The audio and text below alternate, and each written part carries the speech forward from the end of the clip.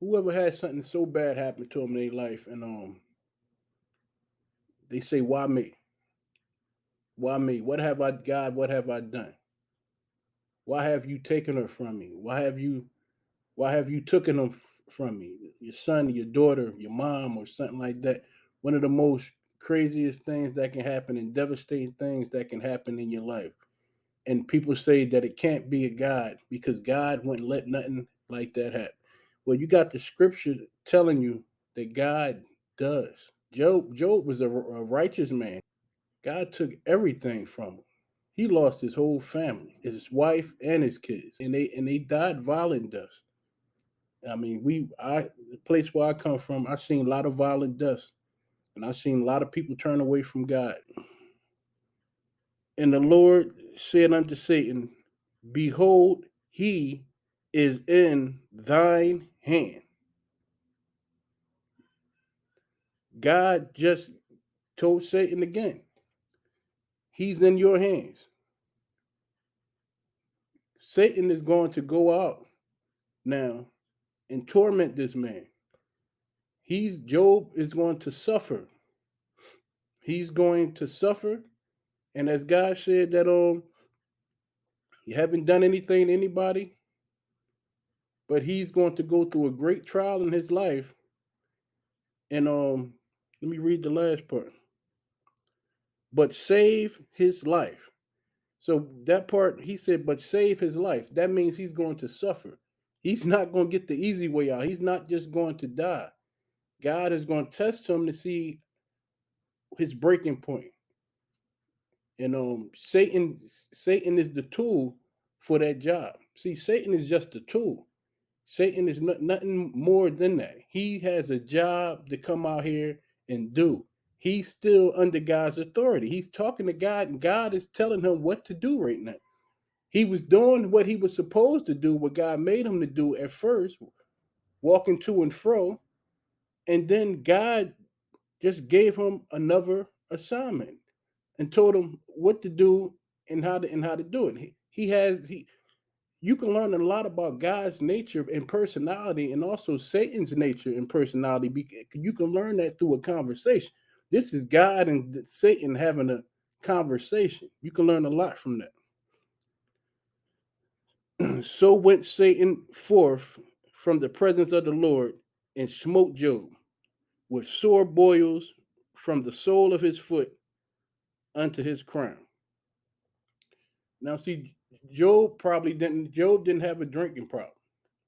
So God is dealing with him in other type of ways. What it seemed like to me, since Job was a man that had a lot of money and stuff, Job, I believe, was a very good looking man and kept up on himself.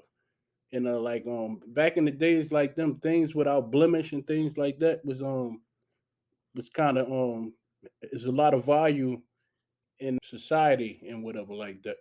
That's why they sacrifice the best lamb and stuff like that. So you can see people comparing themselves, like trying to be clean and all that stuff. Like leprosy, that was a filthy disease. People cover their face, moved away from those people and stuff like that. So Job started getting all these sores over his body. So now he's being tested because now his social status is also being tested. Sounds a lot familiar for what people do for social status here in the world that we live in now. All right, so to make a long story short, that this right here lets I gets back to, like, I'm not gonna stop telling y'all this, that alcohol is a gateway tool for the devil to have his way with you. He already got the authority to do it. God say put on the whole armor of God, basically to sustain those fiery darts that the devil going to shoot at you. I'm paraphrasing right now, but that's why God say put on the whole armor of God. And again, God's telling us right here in 1 Peter 5:8, be sober, be vigilant, because your adversary the devil, as a roaring lion, walketh about, seeking whom he may devour. Look, keep your eyes open. In order to do that, you gotta be sober.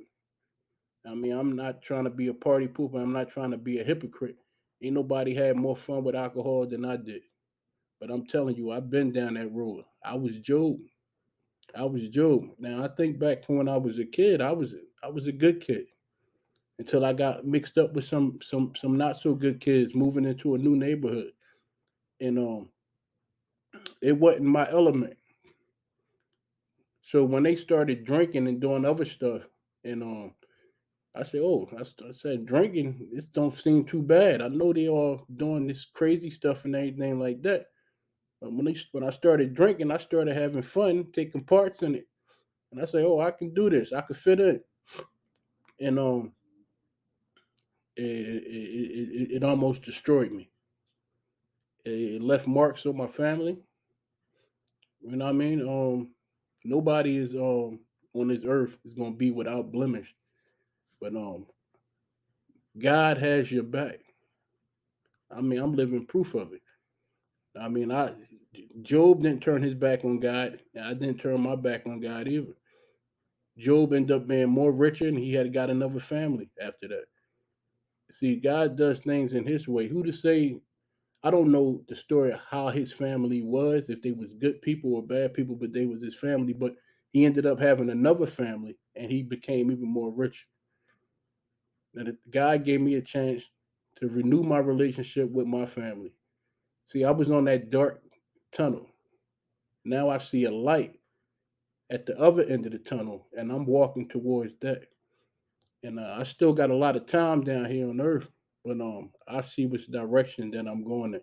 And this Bible, it doesn't lie to you, and it hasn't lied to me. And if you want to do something real positive for yourself, I know you hear it. I'm not a preacher. I'm not trying to preach to nobody. I know that stuff don't work no more, and especially in today's generation that we live in. But if you want to hear it from a man that almost lost everything, this book saved my life. If you feel like if you feel like you're going crazy, losing your mind or something like that, open up the book and start to read and ask Jesus to come in your heart and give you the knowledge and things that you need to do. Sometimes alcohol make your brain so fuzzy you can't think straight. This is right here is what opened my mind up, and it's gave me an outlet. This was my Jesus was my counselor. He counseled me out of this. This book counseled me out of that, and he could do the same thing for you.